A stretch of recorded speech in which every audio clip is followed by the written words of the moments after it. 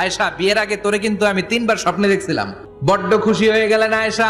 এরপরে বললেন, 3বার স্বপ্ন দেখার পরে তোমার ব্যাপারে মনের মধ্যে কেমন কেমন যেন ভালো লাগে। তারপরে একটা ছোট্ট কাগজের মধ্যে, জান্নাতি কাগজ, রেশমি কাপড়ের মধ্যে তোমার চেহারাটা এনে জিব্রাইল বললেন, দেখেন নবী কেমন লাগে। আমি কইলাম, ভালো লাগে। কার মেয়ে? আপনার বন্ধু আবু বকরের মেয়ে। বিয়ে করবেন নাকি?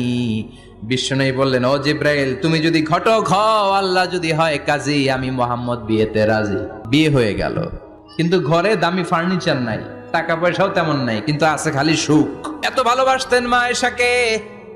মা আয়েশা গ্লাসের যেই জায়গা দিয়ে পানি খেতেন, বিশ্বনবী ওই জায়গায় মুখ লাগিয়ে পানি খেত। মা আয়েশা গোশতকে হাড্ডি ফেলে দিলে বিশ্বনবী ওই হাড্ডিটা নিয়ে চষতে শুরু করে দিত।